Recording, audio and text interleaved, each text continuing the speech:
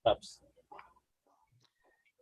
Assalamualaikum warahmatullahi ta'ala wabarakatuh. Welcome back for another episode ng Youth and Din Talk. Ito po si Brother Mustafa. Waalaikumsalam warahmatullahi wabarakatuh, and this is Brother Abdul Majid. And inshallah, we will be your moderators for this episode. So ang title po ng episode natin is Let's Be United. Majid? Tama. So let's be united kasi we know the fact talaga na not only dahil sa pagkakaroon ng different organizations, siguro nagkakaroon din ng konting iringan o sinasabi natin na hindi pagkakaisa ng mga iba't ibang grupo na alam natin na isa lang ang layunin, which is to please Allah subhanahu wa ta'ala. And we need to find kung ano nga bang mga problema sa pagkaroon ng barriers at ano mga possible solution na pwede natin makuha dito sa pag-uusapan natin ngayon. Taps. Mashallah, tama Majid, no? At dahil dyan, kasama natin dito ang iba't ibang organization na magiging panelist natin. So nandyan po si Amir Jalal. We have also Tambayang Okay with Ustad MK and Ustad Omar. Also we have si Ma'am Merkaya and soon to be Dr. Khadija. And also, inshallah, si ang ating technical operator na si Abdurrahman Ali. So inshallah, before we move on, gusto lang namin sana tanungin ang lahat ng panelists kung from a rate of 1 to 10, with 10 the highest, gaano ka-united ang mga Muslim organizations ngayon? So let's start with Amir Jalal. Assalamualaikum, Amir Jalal. So yung sasagutin nila is ano yung nakikita nila, united nga ba yung mga Muslim youth or Muslim organization dito sa out of 1 to 10 rate, and 10 is the highest? Yes, 10 is the highest. Sa 1 to 10, Kuya Jalal, sa tingin mo yung pagka-unity ng mga Muslim youth organization, yung 10 ang pinaka-highest, ano yung score mo doon? Siguro masasabi ko siguro 6. Okay, 6 kay Amir Jalal. So how about kay Ustad MK? Ano nga ba ulit yung tanong para sure ako? From 1 to 10, sa tingin mo, gaano ka-united ang mga Muslim? Mga Muslim orgs, youth orgs? Okay, sa akin siguro 4. Be honest lang. Interesting, no, Majid? Mashallah. Jazakallah khairan, Ustad MK. So how about kay Ma'am Merkaya? Yes po, assalamualaikum Ma'am Merkaya. Yes po. Waalaikumsalam. From 1 to 10? Para From 1 to sa 10? akin, Yes kung i-rate natin ng 1 to 10 is, to tell you honestly guys, it's about 4 as well. 4. So last but not the least, with Dr. Khadija. Assalamualaikum, Dr. Khadija. Waalaikumsalam warahmatullah. Well, para sa akin, I have a positive perspective towards all of the organizations. So I would rate them around 7 to 8. Alhamdulillah. Especially ngayong pandemic, I can see that everyone is trying their best to like put up an organization or a group or a program, and they're trying to like, mamaya ka na lang pala explain. Sige, yan na muna. Mashallah. So ikaw, Majid, ano yung masasabi mo? Yung sa akin, actually, nung napag-usapan natin itong topic na to, it makes me cry a lot. Nakakalungkot talaga mo na parang ipiyak sa umma, sa society.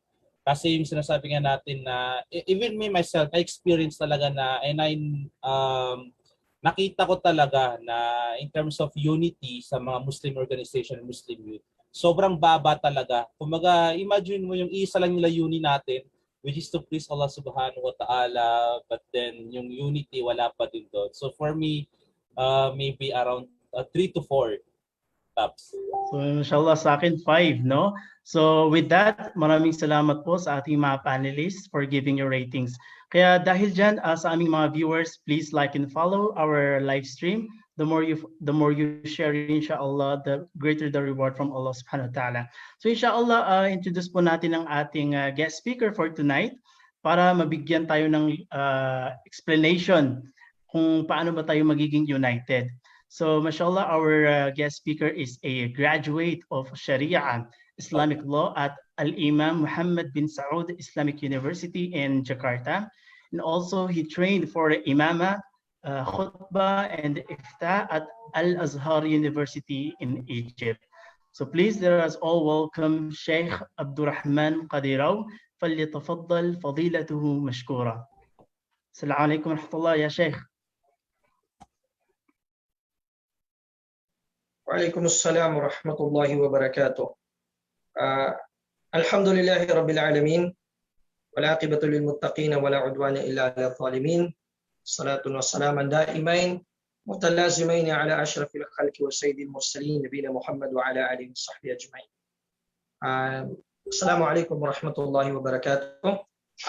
It is a great honor for me to be invited in this event, at lalo na sa mga kabataan na tulad ninyo na nagsisikap sa kabutihan. At napakaganda ng ating topiko ngayon, itong unity, Brother Mustafa. So, Sheikh, inshallah, Majid, no? Proceed na tayo. Inshallah. So, before ko i-question yung formal na questions natin, ay gusto mo na tanongin ni Sheikh. Sheikh, sa inyong pananaw, meron bang unity yung mga Muslim youth or mga Muslim youth organizations sa Pilipinas? Out of 1 to 10, and 10 is the highest. Sa tingin nyo, meron ba? Or maliit lang ba? Ano pa yung score nyo doon? I think kung titignan natin yung unity, pagkakaisa na, kasi ang tanong, saan ba nag-unite? Sa ano ba mag-unite? Ang tingin natin doon is nasa rate talaga ng mga 6 or 5, ganyan. Sa ngayon, yun lang sasagot ko muna kasi later anyway may elaborate natin kung bakit. So inshallah. So alhamdulillah. So to proceed sa formal questions po natin, ano ang nagiging hadlang sa pagkakaisa ng mga Islamic youth organizations sa kabila ng pagkakaroon ng iisang layunin? So yun yung unang katanungan. Ayun. Maganda yun, Abdul Majid, no? Barakallahu fiik. Ano ang naging hadlang? Ang nagiging hadlang. Una, ang hadlang ay ang tinatawag na hindi natin pag-unite sa katotohanan. When we call for unity, we must call for unity upon the truth. And the truth is the Quran and the Hadith. So how can we unite with Muslims na hindi naman ganun ang pakay nila na unity? We cannot unite as, for example, Moro people, Tausugs, Maranaos, Magindanaos. I mean, ang history has it na napakahaba na o napakaraming attempts na ganito, unite tayo sa ganitong paraan, but hindi ito nagaganap. Whereas when we say we unite upon the Quran and the Hadith, yun ang klaro. Kasi mismo, binanggit ng Propeta Muhammad sallallahu alaihi wasallam, ayon sa pagkakasalaysay sa Muwatta ni Imam Malik, sabi niya, taraktu fikum amrayni ma in tamassaktum bihima lan tadillu, kitabullah wa sunnati. Diba? Sabi niya, dalawang usapin, 2 matters na kung panghahawakan ninyo ito, dalawang bagay na kung panghahawakan ninyo, ay talagang hindi kayo maliligaw, ang Quran at ang Hadith. So yun ang dapat, doon tayo dapat nagkakaisa. Kaya sabi ni Allah, wa'tasimu bihablillahi jami'a wa la tafarraqu. Pag sinabi kasing wala tafarraqu, tafarraqu min ain. Kumbaga, saan tayo hindi magkakawatak-watak. Yun ang sabi ni Allah, huwag kayong magkawatak-watak, hold on to the rope of Allah and do not be divided amongst yourselves. Saan tayo hindi dapat divided? Saan tayo magkakaisa? Babalikan natin yung una ng aya. Hablullahil mamdud. Sabi ng Propeta sallallahu alaihi wasallam, Al-Quran wa hablullahi al-mamdud. Yung mahabang lubid ni Allah subhanahu wa ta'ala, yung Quran. So doon tayo dapat hindi magkawatak-watak. So yun ang una, no? Because we are pushing to unite upon not upon the truth. Kumbaga sa pagiging Muslim natin, doon tayo alam natin sa ngayon na mayroong mga iba't ibang ideolohiya na pinipresenta ang mga tao. And this is, pupunta ako sa pangalawang hadlang, hizbiya or partisanship. Itong partisanship, nagsisimula sa maliit ito. So for example, itong isang organization, sabi nila, ay hindi tayo, meron tayong sariling mga batas na sinusunod, may sistema tayong sinusunod, huwag tayo dyan sa grupo na yan, huwag tayong makipagkaisa sa kanila. Kasi meron din silang sistemang iba na sinusunod. So ang nangyayari, nagiging parang mga fraternity ng kufar. Di ba ganon? Ang fraternity ng kufar ganon. Pagka hindi siya belong sa ganito, then he is not one of them. Walang pagkakaisang magaganap. Pangatlo, asabiya. Taasub o yung tinatawag nating pagiging chauvinist o chauvinism. No? Yung dito ako sa ito kasi organization lang to ng mga Muslims na nasa school na ganito. Or hindi kaya kami ay graduates ng ganitong school and kami lang. Ito ay mga hadlang actually. Maganda sana ang purpose.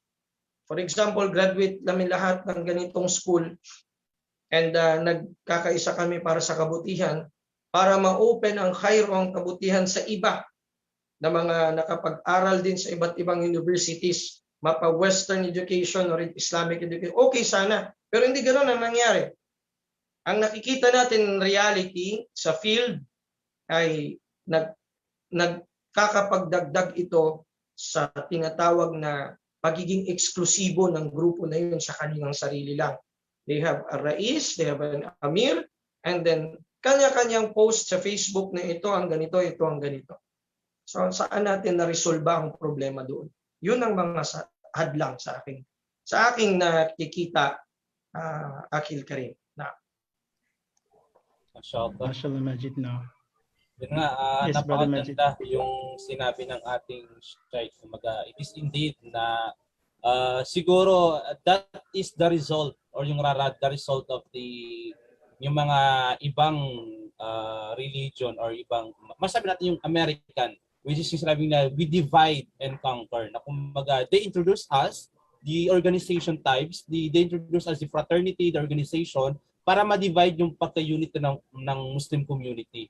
So ngayon, para sa mga nakikinig ng mga Muslim youth ngayon and Muslim youth leader, I advise na kung ano yung binigay nila sa atin na para isira sa atin, gamitin natin to as para mas mapalakas pa yung ginagawa natin kabutihan. Which is yung, even na may mga sariling organization tayo, di ba Taps, we still need to focus na kahit may iba't ibang organization, we need na makipag-collab din sa iba't ibang youth organization as long as we have the same goal, na which is to please Allah subhanahu wa ta'ala.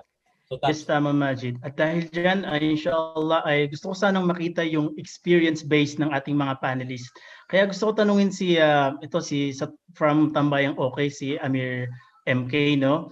Kasi I'm sure si Amir MK, marami siyang na engage with different organizations, mga kabataan. So I just want to ask si Ustad MK kung ano ba yung sa tingin mong hadlang, lalong-lalo na sa ating mga Islamic youth organizations based on your experience. Naam.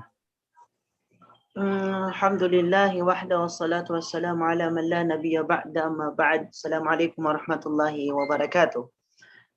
Mashallah, no? Ang napakaganda at napakalinaw ng pagpapaliwanag o kasagutan ng ating butihing Sheikh sa gabing ito. So, sa akin naman, konektado din dun sa sagot ng ating butihing Sheikh. Ako naman, sa nakikita ko na nagiging hadlang, yun nga, una, yung kulang sa pag-uunawa sa bawat isa. Ano? Hindi natin inuunawa yung bawat isa sa atin. At of course, mayroon tayong tinatawag na lack of collaboration, yung walang hindi nila kasi nakikita yung ibang organisasyon o ibang youth or grupo rather na ka-collaboration, bagkos ka-competition. Yun ang nakikita nila. Yung kumbaga, pag umaangat siya, paano kaya malalagpasan to? Ay, umaangat si Fulan, kailangan bumagsak siya. Kailangan mahanapan ng mali. Yan yung kumbaga sa maikling sagot, yun yung nakikita natin. So, in general, yun nga, walang pag-unawa sa bawat isa, walang, kumbaga hindi niya nakikita yung kapatid niya na kakampi niya, pagkos nakikita niya ito na parang kakumpetensya kung paano niya malalagpasan, paano niya maibabagsak to. So yun nga, kaya sinabi ko kanina na 4, kasi frankly naman yung sagot natin, di ba? 4, kung ang pag-uusapan natin ay yung pagkakaisa sa Islam. 4 talaga. Pero yung pagkakaisa, literal, in general na pagkakaisa, of course, 9. Bakit? Kasi talagang mga kabataan, nagkakaunawaan yan eh. Pare-pareho sila ng mindset, especially sa panahon natin ngayon na 21st century. Pare-pareho tayo ng pag-iisip, no? Pero ang wala sa atin, yung pagkakaisa, pag-uunawaan sa Islam, when it comes sa relihiyong Islam. So, yun lamang po, mga minamahal na tagapakinig. Masya Allah. Shukran jazilan ya Amir MK. So Sheikh, mayroon po ba kayong gustong idagdag doon or based sa reflection niyo po? Naam. Somehow, yung sinabi ni Akh Muhammad Khalil ay mayroong katotohanan yun. O, nagaganap talaga yun. And since we're talking about Islamic centers, Islamic organizations, no, sa komunidad, yung tafahum o yung pag-unawa ito, babalik lahat ito, it all boils down to yung ating pag-submit sa kung anong gusto ng Sharia. Ganun pa rin. So, babalik pa rin tayo sa mga masalih, mafsada, sa advantages, doon pa rin babalik yan lahat. Kasi wala tayong pagkakaisa, walang ittihad, walang ukhuwa, walang pagkakapatiran, kung hindi ang pagkakapatiran sa katotohanan. No? Hindi natin maaring sabihin na, okay, kung halimbawa itong organization na ito ay nasa mali. Halimbawa, ipagpalagay na natin, gumagawa ng bid'a o nagpo-promote sila ng bid'a. Mga Muslim sila, of course, hindi natin pinag-uusapan dito ang hindi Muslim. Tayo ng mga Muslim. Then ganun, pwede ba nating sabihin na aakayin na lang muna natin to sila, pagpasensyahan ng kanilang pag-spread ng bid'a? Lalo pa kung halimbawa, ang alam natin is aakyat sa mga kaisipan o kabahayan ng mga kabataan ang kanilang tumagatatatak sa isip ng mga na mawawalay sila lalo sa katotohanan. So, ang punto rito, ganun nga, ay hindi siya, pagka sinasabi natin unity, this is only possible, as I said, if we unite upon the haq. If you unite upon the truth, doon tayo. If not, walang unity. Walang pagkakaisa. And it was foreseen by the Prophet Muhammad sallallahu alaihi wasallam nung siya'y nabubuhay pa. Mayroong isang dua na hindi pinayagan sa kanya ni Allah subhanahu wa ta'ala. At yun ang magkaisa ang lahat ng kanyang ummah. Ininterpreto ng mga ulama, ng mga scholars, na ang ibig sabihin nito sa pagkamatay ng propeta, magsisisulputan ng iba't ibang akaid, iba't ibang akida, iba't ibang organisasyon na magdadala ng kanilang mga flags and mapapalayo ang tao sa Islam. So you cannot really unite them. Hindi mo sila pwedeng pagkaisahin. Dahil yan ay akaid at madahib, kumbaga yan ay sa creed at sa schools of thought na malayo sa katotohanan. Wallahu a'lam bisawab. So we can only unite pagka sa katotohanan na. So, nakaka-taps tong usapan natin. I mean, parang medyo daming lessons. Kaya nga, parang medyo di mo maninigabare muna ka na. Paano mo sa ikatagalog yun? Kasi parang nakakatuwa na kumaga we literally talk about yung problema talaga ng mga kabataan ngayon sa generation natin ngayon. So, Taps. And with that, Majid, inshallah, kanina parang may naputol yung gustong sabihin ni Dr. Khadija, no? So, Dr. Khadija, are you still there? Parang kanina po may gusto kayong i-share sa amin regarding sa ratings ninyo sa unity ng kabataan. So, curious lang kami. Assalamualaikum warahmatullahi wabarakatuh. So, about dun sa rating ko kanina, yung I rated the unity among youth organizations or among youth as general as 7 to 8 over 10 because on a positive perspective kasi before pandemic, yes, parang nag-agree ako sa other opinions ng mga kasama natin ngayon na parang medyo hindi nga unified yung mga youth organizations or yung mga organizations. Pero ngayon, nung nagka-pandemic, parang siguro isa na rin yun sa mga hikmak kung bakit nagkaroon ng pandemic. Kasi parang ang daming nabuo na group, ang daming nabuo na mga online Islamic groups.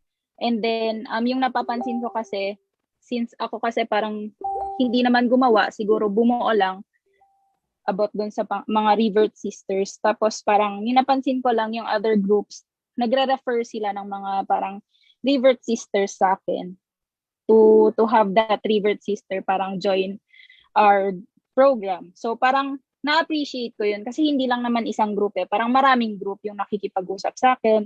So feeling ko isa yun sa mga hikma kung bakit nagkaroon din ng pandemic. Parang nagkaroon ng unity, na-fill in yung mga gaps pre-pandemic. So that's why parang I'm having a positive perspective right now about unity. And about dun sa first question, siguro as a part of a number of student organization like SAEA and previously with FMSA of course, parang it is really advisable din na parang you surround yourself with good people, with good friends who share the same goals with you. So maganda na magkaroon. It is advisable to have a organization that you can belong with. And then I couldn't agree more with what Sheikh Kaderao and the other brother has said na yung people they are claiming that we are aiming for the same goal but we are not actually aiming for the unity of truth. Why? Because first and foremost, lack of knowledge of Deen. And the other reason actually comes second. Well, other reasons would include yung sinabi nga ni Sheikh Kaderao kanina, yung sense of partition, be it sa educational background, yung mga tao parang nabubuo sila based sa educational background lang nila, yung iba naman nabubuo based sa tribe nila, and then yung other naman, they are driven by some political greed. I don't know actually, hindi natin alam, pero parang it looks like that, in which we should be non-partisan. And I agree with the other brother, yung sinabi niya, instead of collaborating, we are competing eh. So we are aiming for the same goal, but we are competing. Paano yun? Diba? So yun lang po. So alhamdulillah, medyo na speechless talaga ako sa mga naririnig ko ngayon. Alhamdulillah. Taps, proceed ka na muna, Taps. So inshallah, proceed po tayo sa second question, formal question for this program. So directly po, ito ang tanong ay kay Sheikh Kaderao. So may problema ba mismo sa layunin o sa pamamaraan ng pagkamit sa layunin na yon, Sheikh? I think both. Ang problema is, una, ang layunin, we want to unite. Unite upon what? Babalik pa rin doon. No? Teka lang ha, baka comment muna ako dun sa sinabing competition nga pala. Isang point na ano yun. Competition, good competition or healthy competition is being encouraged by our Sharia, encouraged ng ating Sharia na gawin natin. No? Sabi ni Allah Ta'ala, fastabiqul khairat. Aynama takunu, ya'ti bikumullahu jami'a. Fastabiqul khairat. Kumbaga magkompetisyon kayo, magpaligsahan kayo sa mga kabutihan. Saan man kayo naroon, si Allah Ta'ala ay darating sa inyo. Ibig sabihin, darating ang hatol niya sa inyo. So, competition, kung ang competition ay sa kabutihan, okay yun. Kasi yun ang matlub, yun ang hinahanap sa atin ng ating batas ng Islam. Ang bawat isa, maghahanap ng kanyang sariling lakas, feel kung saan siya malakas para ang Islam ang siyang maitaas at hindi ang mga personal o individual na sarili natin pagkatao. Then, pupunta ito o konektado ito sa pangalawang, tinatawag na tanong.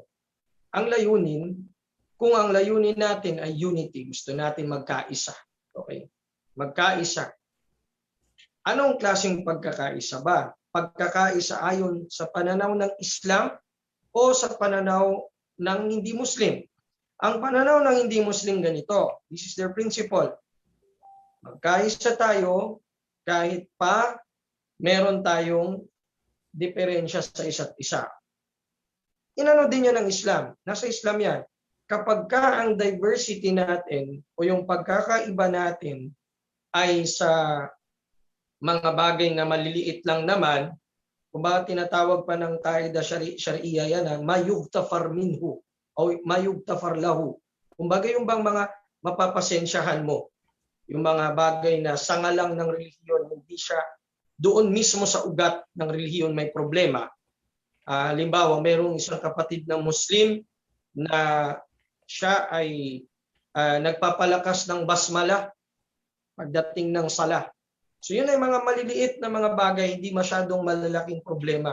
Ang problema rito, kung pilitin nating magkaisa na ito nakabilong sa ganitong sekta at ito nasa sekta na ganito. Let's unite. Doon tayo nagka-problema.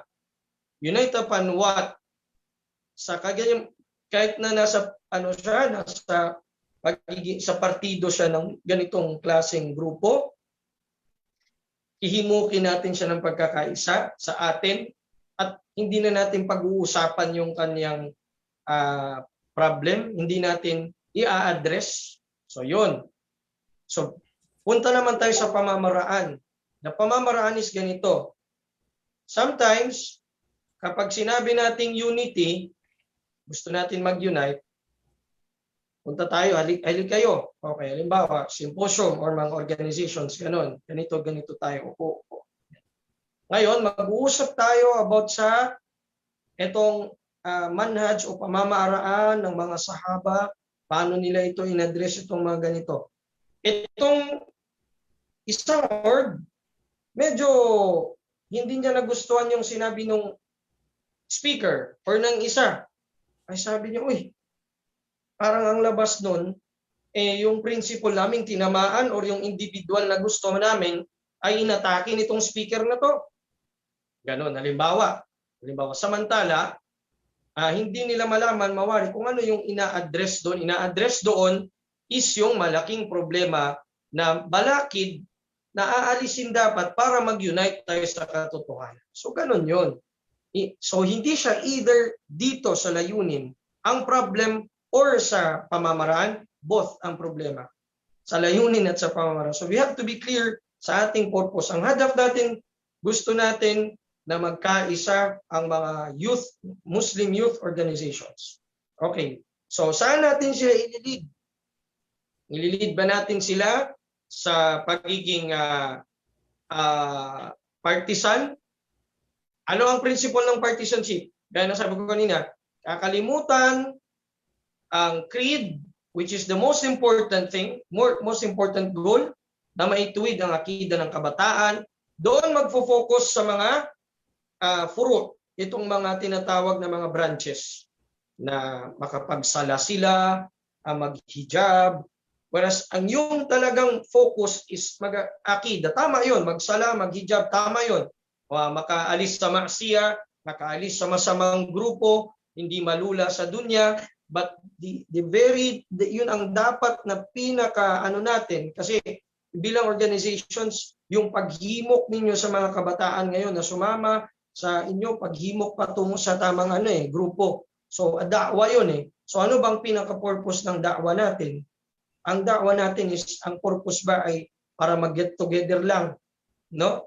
Kaya ko sinabi din kanina na 6 to 7, kasi meron ng mga youth organizations, alhamdulillah, kahit kami sa Davao City noon, before pandemic pa, existing ang Ummah, yung sa University of Mindanao, sila din sa Cagayan de Oro, meron din silang mga ganong mga groups. Alhamdulillah naman, naimbitahan ako sa mga ganitong organizations. When we talk about Aqidah, when we talk about Tawhid, talagang doon, alhamdulillah, Aki Moderator Mustafa, ay nagkakaisa, nagtitipon doon ang mga kabataan. May awareness na sila talaga.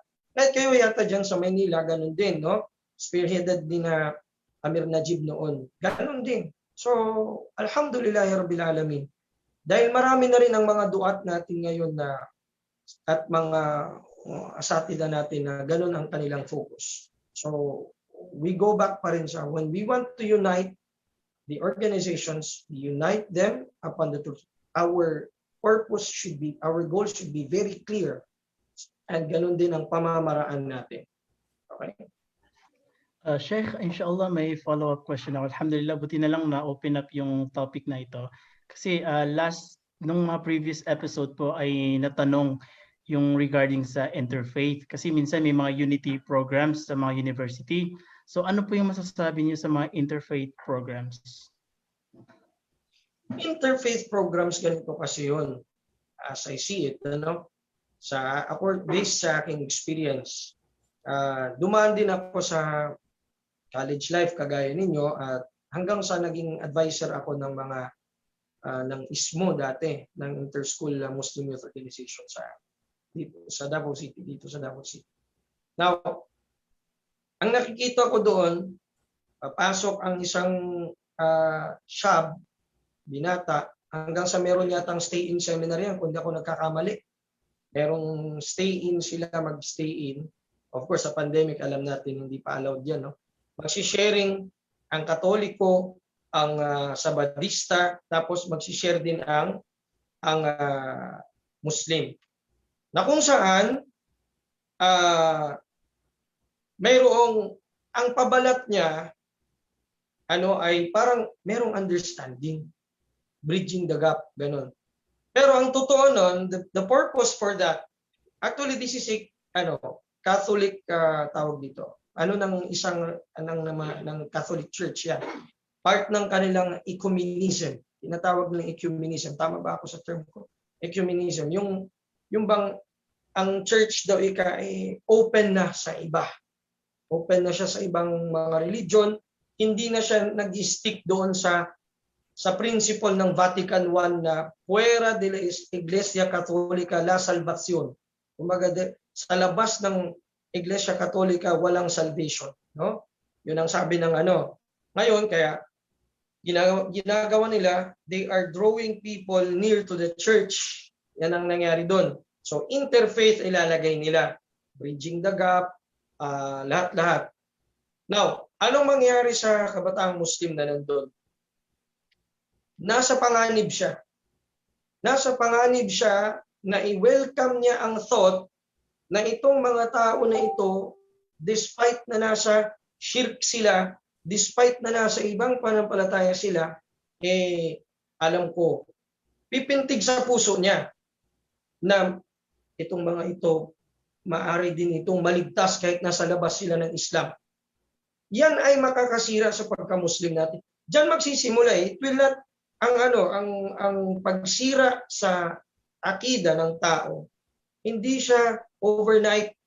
Dahan-dahan yan siya. Kakainin ka niyan, parang sakit na kakainin yung buong katawan mo. Okay sana ang interfaith kung tayo ang magsasalita. Ito ang Islam, ito ang ganito, explain natin. Just like ginagawa ng mga duat natin like sina Ustad, yung makilala sa Manila, Barcelona, nakapag-share sila and then at the same time na nilang argument ng Islam. Kasi yun ang basic na Sabi ni Allah Ta'ala, "Qul ya ahlal kitab, ta'alaw ila kalimatin sawa'in bainana wa bainakum an na'budallah wa la nusyrika bihi syai'a." Doon tayo dapat nakikipag-upo sa kanila. O people of the book, hali kayo, sabi ni Allah. Ta'alaw ila kalimatin sawa'in bainana wa bainakum. Hali kayo sa isang word na kung saan tayo neutral, meron tayong common ground. Aling common ground yun? Nasambahin natin si Allah at huwag tayong magtambal sa Kanya. Kasi total, naniniwala sila na may isang Diyos. Huwag tayong magtambal sa Kanya. Huwag nating pag-usapan ng Trinidad dito at ang Meaning, dahil ang youth, ang shabab, ang pinaka-vulnerable sector pagdating sa kasiraan ng akida, napakamapanganib at pinagbabawal sa Islam na tayo sumali dyan sa mga interfaith na yan. Kasi nananawagan yan sa Wahdatul Adyan. Alam niyo bang Wahdatul Adyan? Unity of religions. Ibig sabihin, kahit Christian ka, Hudyo ka, o ano kang ano dyan, kumbaga hindi mo na paniniwalaan yung sinasabi sa Quran na tinakfir ni Allah itong mga taong ito. Na sinabi ni Allah, laqad kafara alladhina qalu inna Allaha thalithu thalatha. Tunay na nagkufur kay Allah Ta'ala, nag-disbelieve ang nagsasabing mayroong tatlong persona sa isang Diyos. So, paano naman tayo di ba? Yan ang tanong. Paano naman tayo mag-reach out sa kanila? Ang pag-reach out sa kanila is not to please them. Kasi kailanman hindi sila mapiplease sa'yo. Magda'wa ka in the way that the Prophet sallallahu alaihi wasallam called to tawhid, in a nice way, sa mabuting pamamaraan. Kung maimbitahan ka sa kanilang mga schools or kahit sa kanilang simbahan, pwede ka pumasok doon, magsalita ka ng katotohanan. Pero hindi pwede na ikaw na makikinig sa lecture nila buong araw.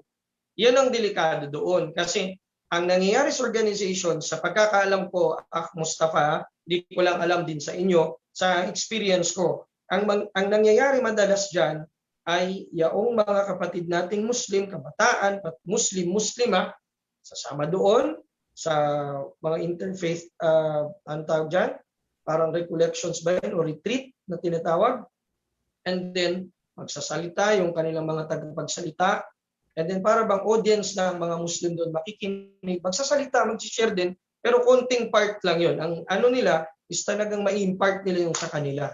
So, ang paggusto natin ng tafahum, ng understanding, pag-understand sa not necessarily na i-involve mo siya doon sa tinatawag na kanilang gatherings or tayo mismo ma-involve sa kanila. No. Pwede tayong umupo kasama nila, magsasalita tayo about sa Islam, magtatanong sila sa atin about sa Quran, pero nunca, lalo na sa youth na napaka-vulnerable na sector, kahit nga siguro tayo na nakapag-aral, maaari pa tayong ma-impluwensyahan ng mga salita nila, ng mga tinatawag nilang syubuhat o ng mga kanilang mga defect mula sa kanilang faith. Paano pa kaya itong mga kabataan nire-risk natin? So, saddan lidari'a, bilang pagharang natin sa pinagbabawal natin itong mga interfaith gatherings na ito. Pinagbabawal ng Sharia ito. Kahit basahin niyo pa sa fatwa ng mga senior scholars, pinagbabawal nila ito. Wallahu a'lam bissawab. So, alhamdulillah, jazakallahu khairan. Nasagot na rin yung ibang katanungan ng mga ibang kabataan na once na sumama sa mga interfaith program. So, inshallah, sa mga nakikinig ngayon, ay nalaman din natin or nila yung patungkol doon sa interfaith program. And bago ko tanongin yung sa panelist natin, ay gusto ko rin sagutin yung salam ng ating mga nanonood ngayon. Waalaikumsalam, yung sa mga nanonood sa kapatid natin from Dubai, Kuwait, Cotabato City, Marawi City, Cagayan de Oro City, and other part kasi medyo marami yung mga nanonood, alhamdulillah. So yung question sa pangalawa is para kay Akhoya Faiz Umar. Yung pangalawang tanong ay, may problema ba mismo sa layunin or sa pamamaraan ng pagkamit ng layunin na iyaon? Faiz.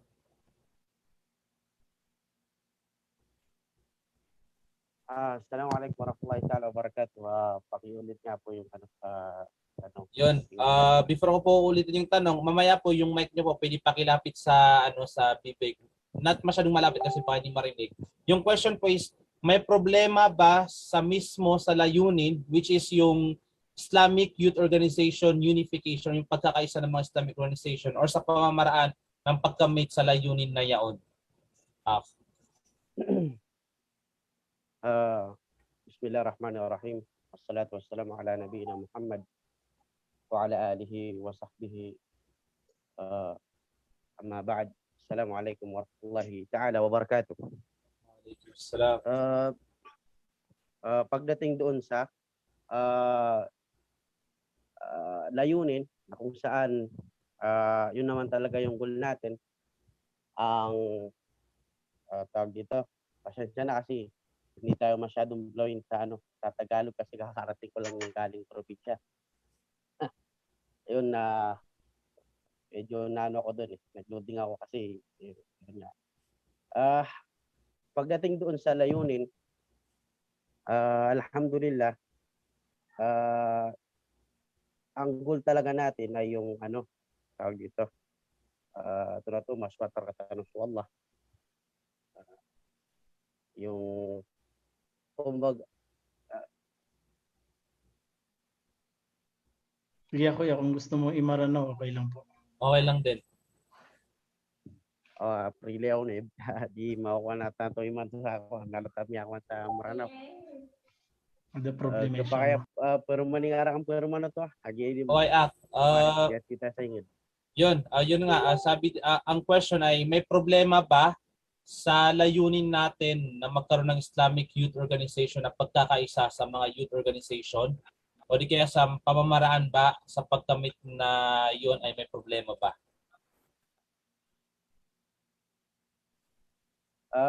Alhamdulillah, yun, about naman doon, yung katuwa iman tuwa niniban na maulaw da, agyang kay amasa, agyang kay kaya kuha na nakanon. Agyang kay niniban na, kaya sinagadaan taon, amiyelitad sa agyang kaya pitibarang na organization, nakita natin sa iba't ibang organization, iba't iba yung way nila, pero sa nakita natin, makikita natin yung iba't ibang level na kung saan na tawag dito.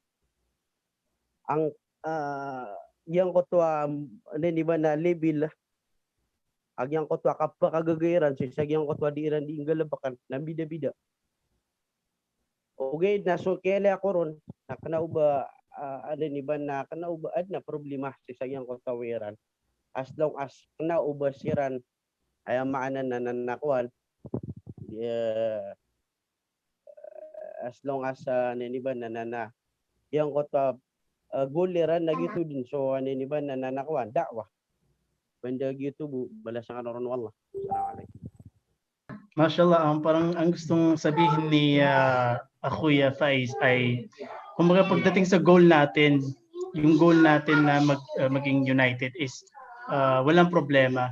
Nagkakaiba lang sa kapasidad, yung capacity natin kung paano natin ma-achieve yung goal natin. Tama ba, Kuya? So yun, alhamdulillah, yun nga, yung sabi niya, yung sa unity natin, even though may iba't ibang organization, we have this type of unity in common terms, kumbaga, which is yung da'wah, to give da'wah or to preach about the Islam religion, especially the Tawhid. And para mag-proceed na rin tayo sa pangatlong tanong, Taps, inshallah, ay yung diretso na to sa ating lecturer ay sa anong paraan na maitatag ang mutual understanding? Paano natin panatilihin ito tungo sa pagkakaisa? Ay, ang mutual understanding o tinatawag na pagkakaunawaan, no?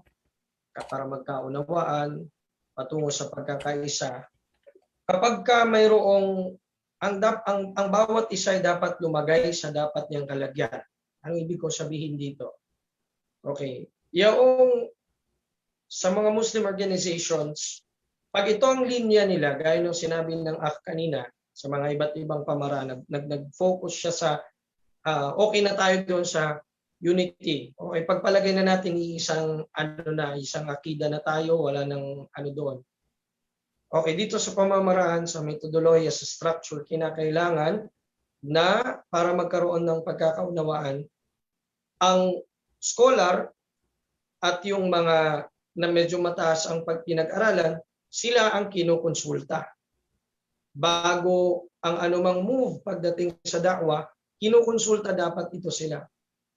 No? Sa isang organization man o individual man yan, isang organization magtatanong sa kanila, pwede po ba ito sa Islam, itong aming gagawin? May naisipan kaming isang da'wah strategy, pwede po ba itong ganito? Okay. So, ganun din ang nasa da'wah kapag wala siyang kapasidad pagdating sa ahkam, sa fatwa, huwag siyang mangimasok doon. Para hindi magkaroon ng clash, Hindi mag-clash ang mga grupo na yan. Ang mga sektor na yan. So, dahil meron tayong sektor ng scholars, ng talabatul ilm o ng mga tinatawag na mga tawag dito na mga nagsisipag-aral, students of knowledge. At merong mga active duat sa field. Although lahat ng ito duat din sila. Pero meron talagang duat na hands-on sila doon sa halimbawa pagbibigay ng pamphlet sa mga pag meron pa nga, di ba, sa even before pandemic, no? Meron kahit sa pandemic yun, meron pa rin nagsisikap na magdamo sa bus, sa pag-usap sa mga tao, sa mga pulis, sa mga iba't ibang sektor. So, ikonsulta dito sa kanila, sa mga may alam. At ito namang nakakataas ang kaalaman kapag hindi naman sila eksperensyado din sa field na ito, ay huwag naman silang manghimasok din doon. Maliban na lang kung matanong din nila yung mga taong nandun sa field na yun. So, sa ganitong ang may kulang, makukumpleto. At yung nandun na sa kapag kumpleto na tayo, kapag nagkakaisa sa ganitong nagkakaunawaan, hindi malayo na makuha natin yung tinatawag na pagkakaisa sa tamang paraan. So, ganun. At kung mayroong mga konting hindi pagkakaunawaan na hindi naman darating sa yung dapat na kapuna-puna sa publiko, huwag tanggapin ng iba bilang insulto sa kanila o pamamahiya. Mali yun. Ito namang pupuna, huwag din sa uslub o pamamaraan ng pamamahiya o personal na paraan. Bagkus constructive na pamamaraan. Kasi ang gusto natin ay makorek yung mali ng isang kapatid na hindi na pamarisan ng kahit sino man. Dahil delikado yun. Paano kung halimbawa nagsalita siya doon ng hindi tama at sinunod yun ng iba? O hindi kaya isang organization o representative siya ng isang organisasyon at meron silang sinabi o ginawa na hindi naayon sa pamamaraan ng Islam. So kailangan itong wajib o obligasyon itong unahin ng mga mas nakakaalam. So sa ganitong paraan, magkakaroon ng pagkakaunawaan. Isa pa doon, Akhil Karim, ang mga seniors at ang mga juniors. Yan lagi. Meron ba niyan sa Islam? Meron. Sabi ng Propeta sallallahu alaihi wasallam, "Laisa minna man lam yuwaqqir kabirana wa lam yarham saghirana." Hindi kabilang sa umma na ito.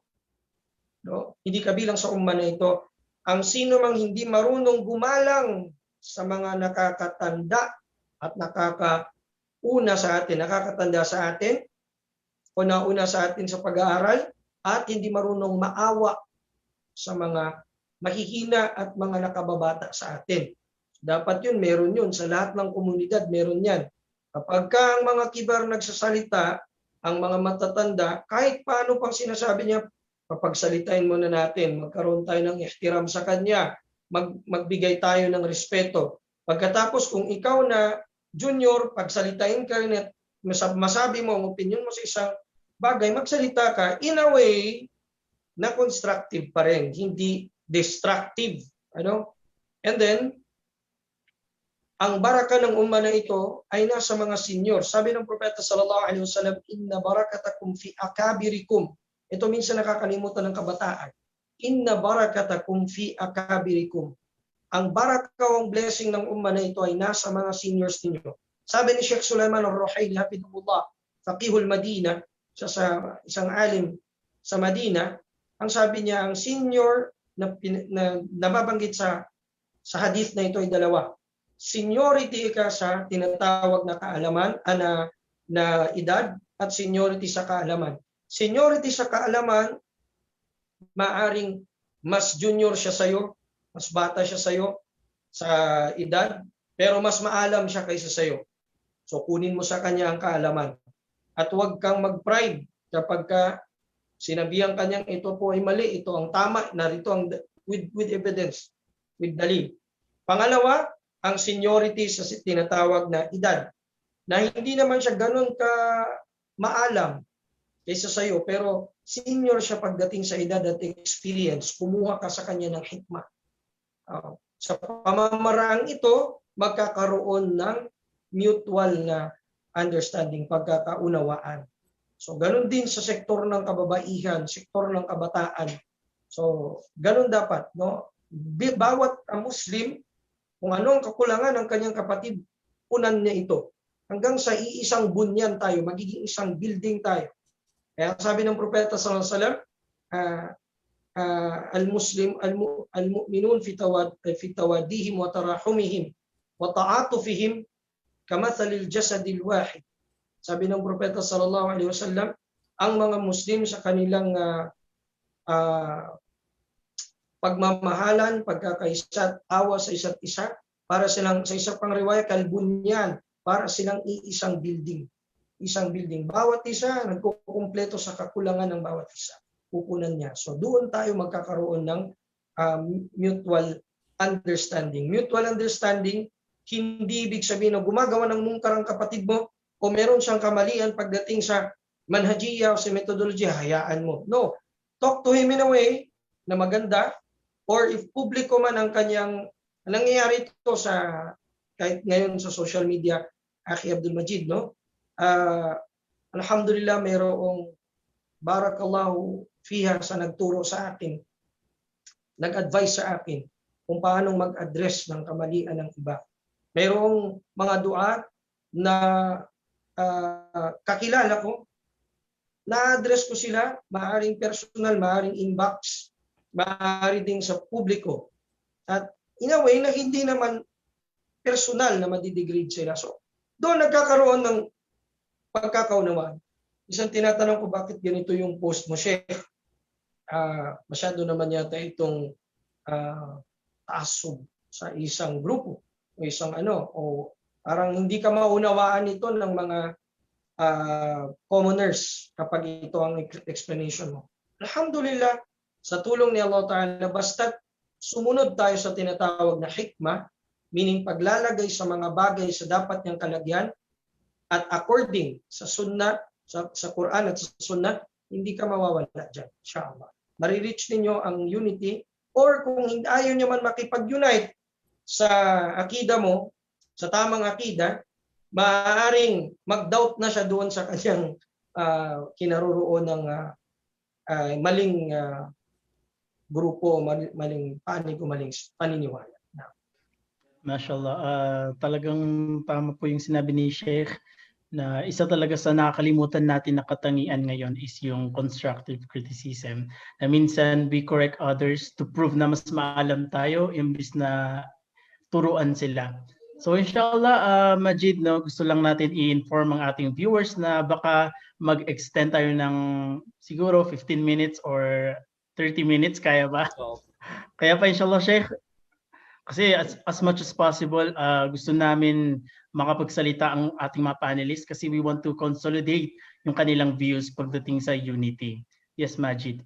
So yun, alhamdulillah, para yun nga, kasi kailangan natin makonsolidate yung views nila about sa unity. So to proceed, I may call on one of our panelists din, si Jalal Jamil, para sagutin or magbigay ng opinion patungkol sa anong paraan na may tatag ang mutual understanding, paano natin panatilihin ito tungo sa pagkakaisa. Aks Jalal. Assalamualaikum warahmatullahi wabarakatuh. Narinig ba, Majid? Opo. Assalamualaikum sa ating po mga kapatid. Lalo na si Sheikh Abdurrahman Kadiraw, no? Assalamualaikum, Sheikh. At sa ating pong mga taga-pakinig sa ating pong Facebook page, live din po ito sa ating pong Facebook page, Jalal Jamil. At alhamdulillah, ito ay malaking biyaya sa atin na nagkakaroon tayo ng mga ganitong pagkakataon na talakayin yung mga ganitong usapin, no? Dahil marami siguro sa mga kabataan na hindi nila alam kung ano yung dapat gawin upang mapanatili natin yung pagkakaisa ng mga Muslim. Siguro, Majid, nakikita ko siguro at kay Mustafa, siguro nakikita ko na malaking hadlang o matatawag na hadlang sa pagkakaisa ng mga Muslim ay yung tinatawag na tribalism, no? dahil maraming grupo na maraming mga Muslim youth organization dito sa Metro Manila na sila ay mga Tausug lang, mga Maguindanao lang, mga Maranao lang. Alhamdulillah, ang Fitanul Islam ay hindi lang po para sa kaalaman ng lahat, ang Fitanul Islam Manila ay hindi lang mga Maranao. Marami lang yung Maranao, pero meron naman tayong mga kapatid na mga Balik Islam, Tausug, Yakan, Maguindanao.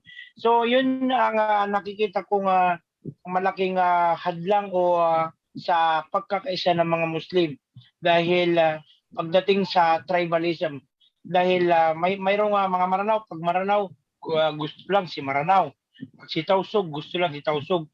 May mga nakita akong mga Muslim youth organization dito sa Manila na pag Tausug lang, pag Maguindanao lang, pag Maranao lang. So yun yung nakikita ko. Katulad din dito sa Manila Golden Mosque, alhamdulillah, dahil sa Golden Mosque dati may nagsasabi, bakit pa nagkukutba ng ibang lingwahe, dapat Maranao lang. Sabi ko, hindi dapat Tagalog lang. Kasi si Maranao nakakaintindi naman ng Tagalog. Si Maguindanao nakakaintindi ng Tagalog. Bakit si Maguindanao nakakaintindi ba ng Maranao? Si Maranao nakakaintindi ba ng Tausug?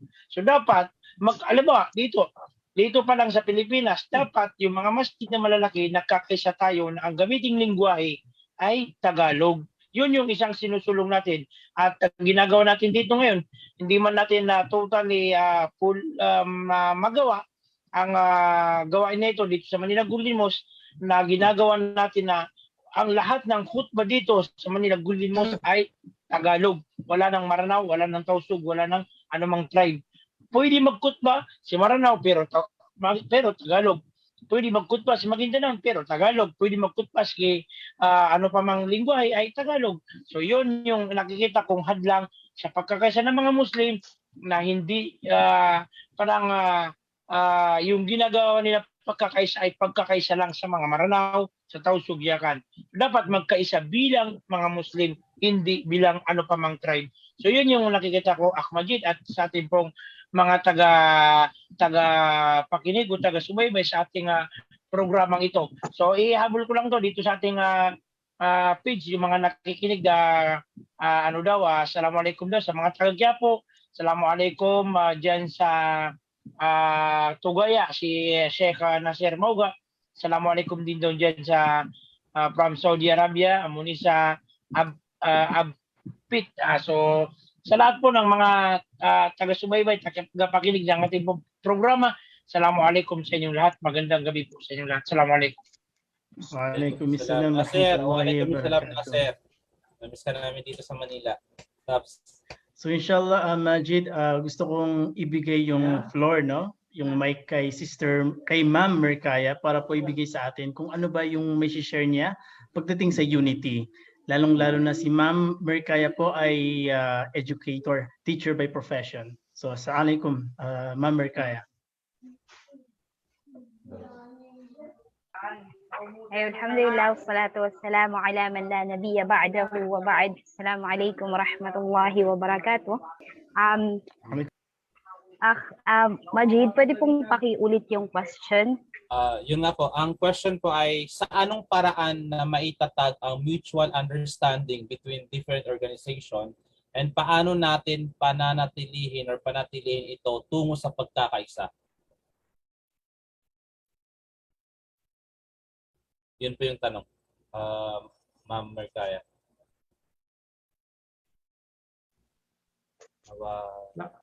Naam? Ma'am Mercaya? Mukhang nawala. Naam. Assalamualaikum. Pasensya na po medyo. Sige po.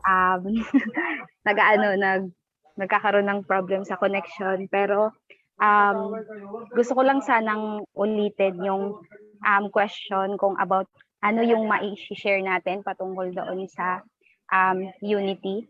Alhamdulillah, halos lahat ay nasabi na ng ating mga speakers. So, siguro para ma-attain natin yung unity na sinasabi natin, I really agree much kay Sheikh Kadiraw na sinabi niya na we can't attain unity kung magkakaiba tayo ng creed or ng akida.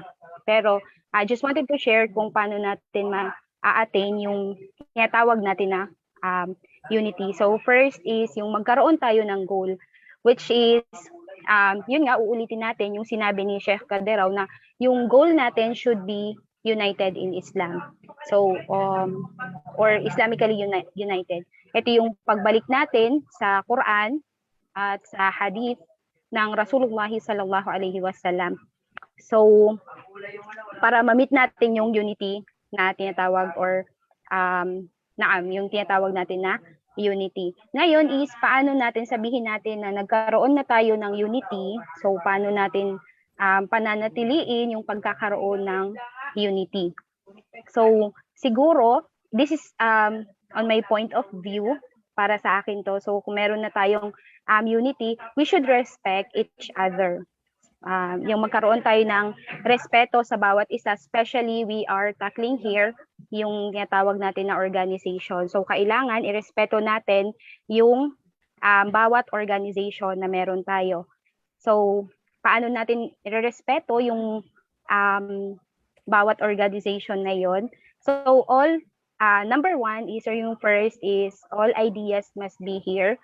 So kailangan lahat ng ideas na meron yung bawat organization is siguro pakinggan natin ito ng maayos. So kung merong isang organization na will be speaking out about their opinion, we should respect it first. At the same time, pakinggan natin kung ano yung opinion nila bago tayo magbigay ng sarili nating opinion or mga kuro-kuro or even comments na kasi the more na alam nung, say for example, ng specific organization na napapakinggan sila, the more na meron silang confidence para mag-speak out ng kanilang mga opinion, so that we will be able to attain unity, inshallah, most especially sa panahon natin ngayon, which is alam natin na it's really hard na ma-attain yung unity since we do have different creed. Yung iba lumalabas na sa turo ng mga Ahlus Sunnah wal Jamaa, sabihin na natin na umiiba ang kanilang manhaj. So sa mga ganitong program, at least we will be able to share what really unity means, especially sa ating mga kabataan. So yun lamang po. Alhamdulillah. Assalamualaikum warahmatullahi wabarakatuh. Waalaikumsalam warahmatullah. So yun, alhamdulillah. Yun nga po, yung sinabi ng dalawang panelists natin kanina na marami talagang nagsulputan ng mga grupo na kumaga by tribes lang. Ang tawag talaga natin doon in formal term is yung ethnocentrism, yung sinasabi nga nila. So it only means na kapag mawala talaga yung pagiging ethnocentrism natin sa bawat tribes, ay baka doon na mismo magsimula yung pagkakaisa na inaasam natin na kumaga yung mga Muslim Youth Organization, di ba, Taps? Okay, kumbaga i-set aside natin na sige na Maranao, sige na Balik Islam, sige na Tausug, di ba? So mashallah, napakaganda rin na tayo ay united kasi natutunan natin yung backgrounds ng bawat isa, di ba? Yung kanilang practices, yung mga ano nila, yung family traditions, yung kanilang yung mga arts and history, mashallah. And Sheikh Kadiraw, gusto ko rin sana inshallah i-follow up, no? Kasi may friend kami, ayan si Ali, tinanong niya po kanina sa amin kung pwede bang itanong yung about po sa pagiging bias sa isang organization. Like ayaw mo tumulong sa iba dahil full support ka sa organization mo. Yun po ba ay pwede sa Islam? So parang ang minimin dun po, Sheikh, sa tanong is kumaga ayokong tumulong or mag-volunteer sa ibang grupo na alam kong pares kami ng layunin. Kasi yung grupo ko ayaw or sasabihin natin na baka magalit or hindi pinayagan. Parang ganun po siya. Yan ang simula ng partisanship. Hizbiyya. Yan ang sinabi ni Allah, kullu hizbin bima ladayhim farihun. Bawat hizb o bawat party nagmamayabang sa kani-kanyang mga grupo. So, ang ano kasi Al-Karim, Abdul Majid, ang tinatawag kasi na pagdami nitong organisasyon. Okay siya kung tinatawag siyang tanawu. Pag sinabing tanawu sa Arabic, ibig sabihin, yung iba-iba siya ng function. Ito nakafocus sa ganito, ito nakafocus sa ganito. Ayan. Kung iisa sila ng focus, halimbawa, da'wah to the non-Muslim, halimbawa sa Kalakhang, Maynila, pagpalagay natin sa ito ang kanilang designation. Ibig sabihin, hindi sila nagbabanggaan. Tanawu, meron silang mutual understanding. Hindi nagkakabanggaan, pati interest nila hindi. Ang problema kung tinatawag na ikhtilaf, tadad, kapag ka nagkakaiba-iba, dumami, pero tadad, ibig sabihin, nagkukontrahan. Itong group ko na ito, gaya ng sabi mo, ayaw ko tumulong kasi baka mamaya sumama loob ng organization kung saan ako nakabilong.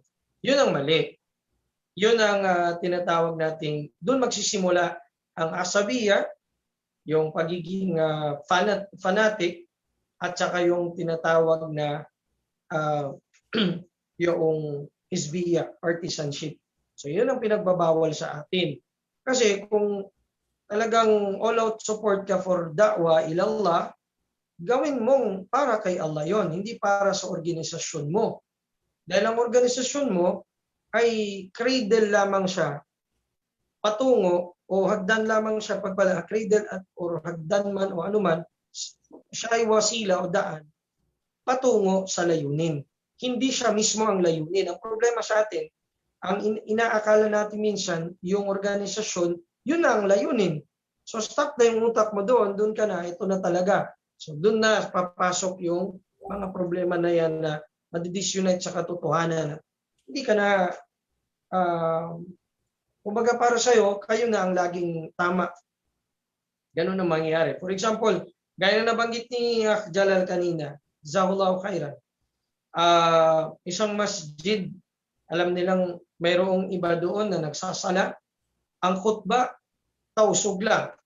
Halimbawa, or Maguindanao lang, o Maranao lang.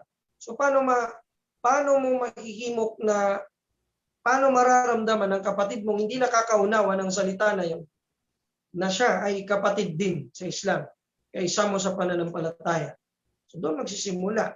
So ang gagawin ng isa, total, dahil salita nila dito, gagawa ko ng sarili kong masjid. So, yun ang problema. Magkakaroon tuloy ng isa, tatlo na mawawala dun sa jamaa na yun. Malaking epekto yun sa pagkakaisa.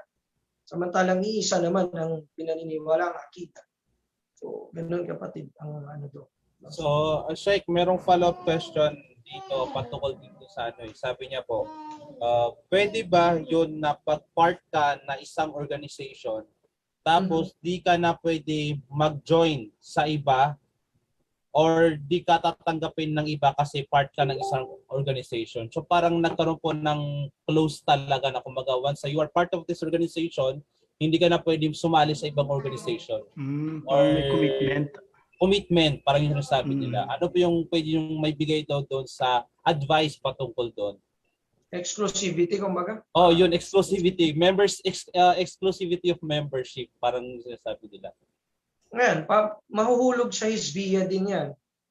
To be specific, may mga ibang groups na sa simula, organization lang sila. Halimbawa sa Arab countries, simula sila mga 1950s pa yata. Then later on, dahil sa naging ganun na, para na silang mga mason ba? Yung mga or yung mga frat. Hindi na sila, kumbaga hindi tayo pwedeng sumali dyan sa group na yan kasi magagalit itong natin. Meron tayong sinumpaan. Para bang bawat isa is isang country. May dawla ka na, nagbaya ka dun sa khalifa na yun. Parang ganun ba? Mali yun. Baka mamaya din, nag-refuse lang iba kasi baka mamaya, marami ka na masyadong responsibilities doon. Baka, kung ganun ang reason, okay lang yun. Pero kung ang reason is dahil nakabilong ka na doon ka na. Dito sa amin, iba kami. Mali yun, kapatid. Dapat nga merong tinatawag na kahit isang beses lamang sa isang taon, kahit Zoom na lang kasi pandemic ngayon, lahat ng organizations magkita-kita kahit mga leaders lang. Mag-usap-usap, anong magandang gawin. Halimbawa, sa mga okasyon ng Ramadan, ng Eid, halimbawa ganun, dapat ganun, nag-uusap. Kasi wala namang pagkakaiba nila sa isa pagdating sa akida. So, mali yun na principle. Pahuhulog yan sa partisanship. Patungo yan dyan. Na, huwag ka dito sa Alhamdulillah, Sheikh. Actually, Sheikh, para sa information niyo po, itong Youth and Deen Talk team ay composed of different groups po ito. Kumaga, from groups and personality. Yun nga po, nung nabuo to is me, myself, si Mustafa, Nasi Malako, the person sa iya, and yung modern ng Fitter Islam. Nag-usap-usap kami, why not we do a online Islamic webinar para kasi pare-pares naman tayo ng we have this common denominator na we do da'wah, tapos nag-community service din kami, ganyan-ganyan. So naisip namin, what if bumuo tayo ng, hindi sa org, pero parang sort of avenue para doon kami magsama-samang mga different personalities organization para magkaisa sa layunin namin. Diba, Taps? Yes, actually, Majid, no, yung sinabi ni Dr. Khadija kanina, na kaya medyo 7 yung binigyan niyang rating is kasi itong pandemic is naging cause, no, naging catalyst para mag-long tayo ng mag-connect sa mga kasama natin. Kasi actually noon parang kapag gumagawa tayo ng organization is parang bawat isa may kanya-kanya. Tapos ngayon alhamdulillah parang siguro dahil sa pandemic na matagal na tayong malayo sa isa't isa, so we realize na kailangan natin ng bawat isa. Subhanallah. So alhamdulillah. Yung nga rin, inshallah po, inshallah Majid, no, proceed tayo sa question kay Sheikh. Sheikh, bakit po mahalagang talakayin ang unity sa Islam, lalo na sa mga kabataan, at ano ang magiging impact nito sa atin? Mahalagang talakayin ang unity sa Islam, lalo na sa mga kabataan, kasi sa totoo, nagkakawatak-watak tayo sa katotohanan. Napapalayo tayo sa tamang turo, sa tamang aral ng Islam. Habang tumatagal ang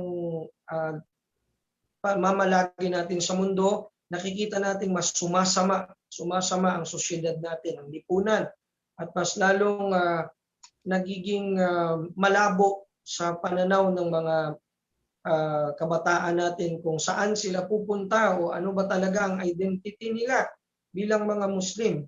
Dahil sa palayo tayo sa tamang aral. So importante ang magkaisa tayo sa katotohanan para atin itong mabigyan ng mu'alaja o ng tinatawag na gamot o lunas. Ngayon, kung ano man ang itakda ni Allah sa atin na baka mamaya ay hindi na natin maabot yun, or ang mahalaga ay gumawa tayo, pumilos tayo para sa kapakanan ng ating relihiyon. Yun ang mahalaga doon. So ano ang impact nito kung mayroong pagkakaisa? Ang impact nito ay ating matatamo ang sinabi ni Allah subhanahu wa ta'ala, wa'tasimu bihablillahi jami'an wa la tafarraqu. Wadhkuru ni'matallahi alaykum idh kuntum a'da' fa'allafa bayna qulubikum. Surah Ali Imran, sabi ni Allah subhanahu wa ta'ala, at umawak o kumapit kayo sa lubid ni Allah at huwag kayong magkawatak-watak. Ibig sabihin, huwag kayong magkawatak-watak sa pagsunod dito sa lubid na ito ni Allah ta'ala. Huwag kayong magkawatak-watak sa katotohanan na yan. At ang sabi ni Allah, ilalahanin ninyo na kayo ay dating mga magkakaaway, hindi magkakakilala. Ang sababun nuzul o dahilan ng pagbaba ng ayon na ito ay para sa mga taga-Makkah, taga-Madina, na hindi naman sila magkakilala, magkakaaway ang tribes nila. Pinagkaisa sila ng Islam. Inisa sila ng Quran at ng Hadith. So bakit hindi tayo dun bumalik? Yun pala dapat. Yung pala dapat, no? Hindi pala dapat dahil sa tayo, maranaw tayo, o tausog tayo, o dahil sa, balik tayo sa kitab at sa hadith. Balik tayo. Ito pala ang dahilan. Tignan nyo sila, mga nauna sa atin noon, magkakaaway ang tribes nila. Bumalik, pinagkaisa sila, pinagbigkis ng akida, ng iman. So doon tayo bumalik. Yun lang pala. Kaya sabi ni Imam Malik, sabi niya, lan yusliha akhiru hadhil ummah illa kama salahat awwaluha o kama saluha awwaluha. Ibig sabihin, hindi magiging matuwid ang huling generation ng umma na ito maliban na lamang kung gagayahin nila ang pagkamatuwid ng nauna sa kanila. So ganun dapat. Ang panawagan ay dapat magbalik tayo sa kung paanong inintindi ng pious predecessors, paano silang nagkaisa, paano sila nagkaroon ng tasamuh sa isa't isa. Mabigyan ko lang ng diin konti. Gagawin ko halimbawa, isang beses si Abdurrahman, si Abdullah Abu Dhar, Abdullah al-Ghifari radiyallahu anhu, nakapagsalita siya ng medyo may tribalism na salita kay Bilal ibn Rabah. Sabi niya, "Yabna Sauda," o anak ng babaeng maitim. Sabi niya gano'n. Narinig ito ng Rasul sallallahu alaihi wasallam. Sabi niya, "Ya Abu Dhar, a'ayyartahu bi ummihi?" Abu Dhar, sabi niya, ito ba ay hinahamak mo ba siya ng dahil sa kanyang nanay? Innaka mru'un fika jahiliya. Prangkang Rasulullah sallallahu alaihi wasallam, hindi siya nag-sugarcoat. Diretso niyang sinabi, hinahamak mo ba siya dahil sa kanyang nanay? Dahil sa kanyang lahing pinagmulan? Sabi niya gano'n. Tapos sabi niya, ikaw ay taong mayroong jahiliya, mayroong pang ignorance, kamangmangan dyan sa loob ng puso mo. Hindi pa naalis ng Islam. Umiyak si Abu Dhar nang narinig niya ito sa Rasulullah sallallahu alaihi wasallam kasi ang tawag niya pa naman sa Rasulullah, hubbi, hibbi. Sabihin nun, habibi sa panahon natin ngayon. Mahal ko ang Rasulullah. Anong nangyari? Ang ginawa niya, nilagay niya sa lupa yung mukha niya sa disyerto, sa buhangin. Tapos sabi niya kay Bilal, "Ya Bilal, ana lan akum." Hindi ako sabi, lan anhab. Hindi ako sabi niya ikababangon mula dito sa pagkakahiga kong ito, sa paglapat ko sa mukha ko dito sa lupa, sa buhangin, maliban na lamang illa kawakad dasayta ala wajhi. Maliban na lamang na naapakan mo na ang aking lupa dahil sa ginawa ko. At nag-wish si Abu Dhar na sana wala pa siya sa Islam sa panahon yun na ginawa niya yun kay Bilal ibn Rabah. So nag-iyakan sila mga sahaba, nagkakapansin, nagpatawaran sila sa isa't isa. So itong mga ganitong naganap noon sa kanila, kung atin itong tutularan pamamarisan, mahirap, oo mahirap, sahih. Pero walang anumang mahirap maliban na lamang kung desidido ka, tatawfikan ka ni Allah, tutulungan ka ni Allah. Sa ano na yan. Hindi naman kasi ang dito is ang purpose is makarating tayo sa finish line. Ang sabi ni Sheikh Al-Albani. Sabi niya, At-tariq ilallahi tawil. At-tariq ilallahi tawil. Ang daan patungo kay Allah ay napakahaba. Napakahabang journey. Ang tariq sa unity na yan, sa katotohanan, mahaba yan, mahirap yan. Wa nahnu namshi alayhi kasulahfa. At tayo ay parang mga pagong na gumagapang sa daan na yan. Pero ang sabi ni Sheikh Al-Albani, walaysatil ibratu an nasila ila tariq. O an nasila ila nihaya. Ay o nasila ila al-ghaya. Hindi ang dito is marating natin yung goal mismo. Hindi yan. Walakin al-ibra, tandaan nyo to, ang ibra o ang batayan, an namut wala wala tariq. Naabutan tayo ng kamatayan natin na nagsisikap tayo, nasa daan tayo. Wala na sigurong masihigit pa na ikatutuwa ni Allah subhanahu wa ta'ala kaysa sa makita ang kanyang alipin na namatay sa estado ng pagsisikap para sa katotohanan. Hindi man natin ito makita sa darating. Siguro mga ilang years kayan wala na, Dajjal na o darating na ang Mahdi o hindi ko alam. Hindi natin alam. Pero ang mahalaga, nagtanim tayo. Ang mahalaga, nagkaroon ng awareness, napukaw natin kung anong dapat pukawin. Yun ang mahalaga sa lahat. At mamatay tayo na nasa daan. Wallahu a'lam bissawab. Mashallah, napaka-powerful po, Sheikh, ang shinare niyo sa amin ngayon. Kasi honestly, ang daming gaps na nangyayari rin minsan sa mga organization. Lalong-lalo na sa mga members, minsan nagkakaroon ng misunderstandings, yung tampuhan. And alhamdulillah, itong episode na to ay napaka-special sa atin kasi marami tayong nakuhang mga gems at mga aral. At dahil dyan, gusto ko sana tanungin ang ating mga panelists na magbigay ng kanilang final advice sa ating mga viewers. So inshallah, I hope nandito pa rin si Ustad MK. Assalamualaikum, Ustad MK. Waalaikumsalam warahmatullahi wabarakatuh. Inshallah, Ustad MK, pasensya na. Alam kong kanina ka pa nandyan. Alhamdulillah, maraming salamat for staying with us until the end. No? So Ustad MK, ano po yung gusto niyong i-advise pagdating sa unity sa ating mga viewers?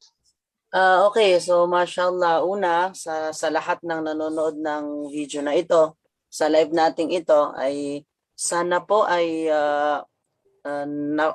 i-share nyo ang live na ito dahil napakaganda at napakaraming kaalaman ng i-share sa atin ng ating butihing Sheikh sa gabing ito. No? Mashallah, jazahullahu khairal jaza. Ano? So sa akin naman pong may papayo ko sa lahat ng kapatiran natin ay yun po, wag po nating panghimasukan yung bagay na wala tayong kaalaman o hindi natin nalalaman ang bagay na yun. Isa yun sa pinakamainam na maipapayo natin sa ating mga kapatiran. Ano? Pag halimbawa kasi yung sinabi ni Sheikh na kumbaga sa panahon natin ngayon, yung tulad na nangyari mga debate dyan, ang nag-aaway-away din doon mismo sa comment section ay mga followers lang din na wala naman talaga silang kaalaman doon sa mga nangyayari. So yun lamang mga minamahal na tagapakinig, sana po ay napulutan natin ng aral ang lahat ng sinabi, binitawan sa atin, iniwan sa atin ng ating butihing Sheikh sa gabing ito. Yun lamang po, maraming salamat po. Maraming salamat din po, Amir MK, mashallah. So how about kay Dr. Khadija? Final advice po sa ating mga viewers. Assalamualaikum warahmatullahi wabarakatuh. So siguro what Sheikh Qadirau's answer was very comprehensive, insightful, and concise, and I couldn't agree more on what everything he says. So siguro yung advice ko lang or my 2 cents. Actually this is where the significance of this kind of talk kicks in. Kasi siguro this addresses the difference of how the youth define unity, pagkakaisa, based on Islamic perspective, of course. So through this talk, it broadens their minds na yung goal natin will always go back to pleasing Allah and through the right creed and right manhaj. And that it is not limited within the organization that we belong in. But instead, we can maximize our full potential as youth. We expel the arrogance within us and we join hands with each other despite our differences, and that we can impact the ummah as one, inshallah. So siguro nandun na din yung yung advice ko is to seek knowledge, of course. Kasi through right creed, through right manhaj, then we can attain unity, inshallah. Mashallah, very well said po, Doktor. So inshallah kay Sister Merkaya, kay Ma'am Merkaya po. Assalamualaikum. Waalaikumsalam warahmatullahi wabarakatuh. So para sa akin, yung final advice ko, most especially sa mga kabataan, inshallah, halos lahat naman ay nasabi alhamdulillah, pero uulitin natin na yung tamassuk biddin, yung pagiging firm natin sa ating relihiyon, lalong-lalo na sa ating creed or sa ating akida. Dahil maa-attain natin ang unity, katulad ng mga sinabi ng ating mga guest speaker, sa pamamagitan lamang ng pagkakaroon ng tamang creed or ng akida, which is Ahlus Sunnah wal Jamaa, na kung saan ito ay nasa tamang manhaj. At the same time, gusto ko ring iparating sa bawat isa, dahil sa panahon natin ngayon, maraming mga tao na kung saan ang kinukuhanan nilang mga dalil ay yung mga mismong tao itself. And at the same time, kung saan sila nakagraduate. So hindi yun yung dapat nating tingnan. So dapat lagi tayong bumalik sa katuruan ng Quran at sa Sunnah or ang hadith ng Rasul sallallahu alaihi wasallam at kung paano ito naintindihan ng mga salafus salih. Wallahu ta'ala alam. Assalamualaikum warahmatullahi wabarakatuh. Waalaikumsalam warahmatullahi wabarakatuh. Kay ano po kay ito si Amir Faiz. Mashallah. Tunay advice nga sa mga viewers tanan. Bismillahirrahmanirrahim. Bago tayo magbigay ng final advice kung sa natin. Nagpapasalamat tayo kay Sheikh Kadiraw sa mga magagandang advice at saka binigay niya na sa atin aral. Ang may bibigay kong final advice ay yung upang makamit natin yung unity ay kailangan sa atin magkaroon ng ikhlas sa mga gawain natin, huwag natawag na heartfulness sa mga ginagawa natin. Kasi sa mga org kasi wala tayong mahanap na perfectong organization. Lahat, yung mga membro, yung mga official or mga leader, lahat yan makikita natin ang pagkakamali yan. Pero once kasi na nagkaroon tayo ng ikhlas sa mga puso natin, makita man natin yung pagkakamali ng kapatid natin o tawag natin yung leader sa isang organization, kapag nandoon yung ikhlas sa puso mo na yung ginagawa mo para kay Allah subhanahu wa ta'ala, yung da'wah, ang goal mo, masiset aside mo yung pagkakamali niya kasi isipin mo yun ay bilang tao nagkakamali siya. Pero kapag once kasi nawala yung ikhlas sa puso natin, nagkakaroon tayo na yung sinasabing su'udan na bil-akharin. Yung para bang pinag-iisipan ng masama yung kasama mo o yung kahit yung leader nyo sa isang organization. Yan siguro yung may papayo ko.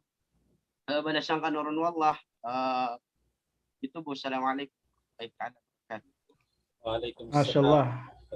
Husnud dhan talaga. Si Amir Jalal. Ako ba? So yun, may papayo ko lang sa atin lahat bilang mga Muslim o bilang mga kabataang Muslim sa panahon ngayon ay dapat magkaisa tayo, hindi bilang isang grupo, hindi isang organization o hindi isang tribo. Dapat tayo ay magkaisa bilang mga Muslim upang hindi tayo magkaroon ng hadlang sa bawat isa. So yun lang, sana magkaisa tayo bilang mga Muslim na sumusunod at sumusuko at nagsasagawa ng kautusan ng Allah Subhanahu wa Ta'ala at umiiwas sa mga ipinagbabawal ng Allah Subhanahu wa Ta'ala.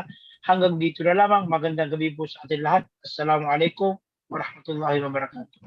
Waalaikumsalam warahmatullah. Ito, kanina ko pa napapansin, medyo emotional ang aking partner in da'wah, hindi partner in crime.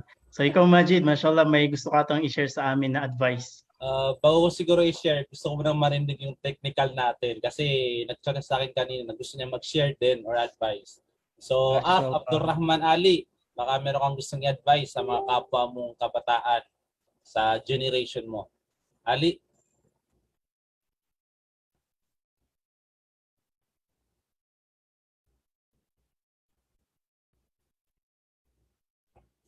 Alhamdulillah, mukhang naiya ata siya. Pero inshallah, yun nga, alhamdulillah. Ako talaga, not totally emotional about sa nangyayari. Pero parang nalulungkot lang talaga about what is really happening sa mga Muslim youth na nung before pandemic pa. Pero alhamdulillah, step by step ika nga nila. This Youth and Deen Talk, it's a big thing for me para sa atin lahat na imagine mo, iba't ibang field yung iba't ibang grupo dito or personality. May professionals, may ustad, may alim, which is from Fidan Islam, may mga professionals, may mga student.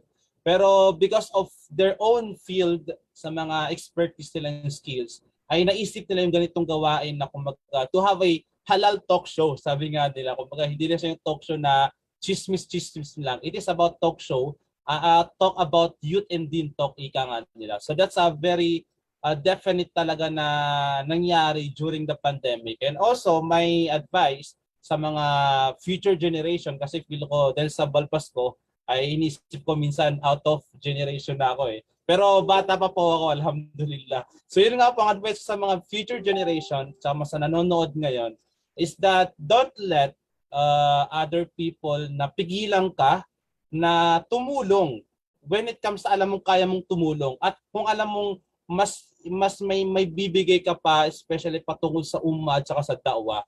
Kumaga, for me, yung ginagawa natin dito is not for the sake of a certain person, it's not for the sake of a certain organization, but it is for the sake of Allah subhanahu wa ta'ala. And also, pag kunin ko ng opportunity to, partner na kumaga, if ever dito sa Metro Manila, if ever na may mga existing youth Muslim organization, you can still contact us para mag-usap-usap tayo sa mga future events and future talk na gagawin natin for Allah subhanahu wa ta'ala's sake. Kung if you want to be part of Let's Be United na mga youth leader and youth Muslim dito sa Metro Manila, you can contact sa kung saang page ka man nanonood ngayon, mapa sa iya, Fikran Islam, Ministry of Truth, Tambayang Okay, Striving Muslima, Jalal Jamil page at saka yung meron pang isa eh. Basta meron pang dalawa, medyo lumami.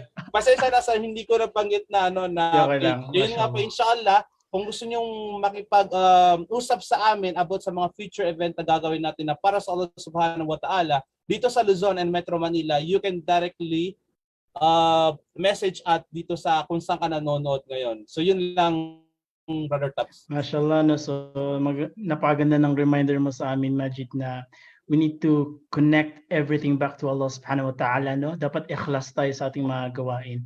So inshallah, I'll leave the final advice sa ating butihing Sheikh. Assalamualaikum Sheikh. Ano po yung final advice niyo sa ating mga viewers? Bismillahirrahmanirrahim. Alhamdulillah wa bihi nasta'in. Wassalatu wassalamu ala Rasulillah wa ala alihi wasahbihi. Bilang panghuling payo sa lahat. Una, barakallahu fikum sa inyong juhud na ito, sa inyong pagsisikap na ito, tanggapin nawa ni Allah Ta'ala mula sa inyo. Merong ganitong platform na kung saan nagkakausap-usap ang lahat. Alhamdulillah. At maiko-correct kung anong dapat correct, ma-address ang dapat ma-address. Payo ko sa aking sarili, ganun na rin sa lahat ng mga sumusubaybay, mga heads ng organizations, Muslim organizations. Huwag natin gawin na ang goal natin ay ang organization. Hindi yan. Ang goal natin ay ang para kay Allah subhanahu wa ta'ala. Yun ang ating goal. Yun ang goal natin. And ang organization ay wasila o daan lamang patungo sa goal na yun. So yun ang dapat nating sa puso at isa-isip upang maiwasan natin ang mga tribalism at ang fanaticism at ang ano-ano pang mga hadlang patungo sa tamang pag-unawa at pakikipagkapatiran natin sa tamang akida, sa tamang manhaj, sa tamang methodology according sa Quran at sa Hadith. Barakallahu fikum. Assalamu alaikum wa rahmatullahi wa barakatuh. Wa alaikum assalam wa rahmatullah, Sheikh. So, I think kung hindi niyo napapansin, no, kanina pa natin na may mention yung word na akida or creed. Kaya I highly suggest na inshallah sa ating mga susunod na episode ay mabigyan ng pansin ang topic na ito. Lalong-lalo ng napakabigat nito, no? I think previous years, no, lagi natin nakikita sa mga post about akida. And inshallah, Sheikh, sana mabigyan niyo kami ulit ng time para ma-discuss sa ating mga viewers, no, in a light way para hindi mabigat sa ating mga kabataan yung topic na about akida, inshallah. Inshallah. So yun nga, alhamdulillah. Let's be united. Magsimula tayo dito sa Metro Manila. Ya Aftabs, wa Jalal. Kung may mga, alam pa kayong mga different existing Muslim youth organization, kung tayo na mismo mag-reach out, kaso medyo wala na akong alam na ibang youth organization dito eh. Pero inshallah, we can reach out and pwede rin kayo na rin mismo mag-reach out sa mga pages na kung saan nanonood kayo ngayon. So let's be united for Allah subhanahu wa ta'ala.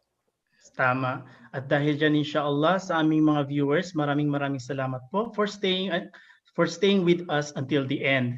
And lalagi natin tandaan na dito po sa Youth Ending Talk, boses nyo kami. At inshallah sa pagtuklas ng tama ay kasama nyo kami. Subhanakallahumma bihamdik, asyhadu an la ilaha illa anta, astaghfiruka wa atubu ilaik. Maraming salamat po sa inyong lahat. Assalamualaikum warahmatullahi ta'ala wabarakatuh.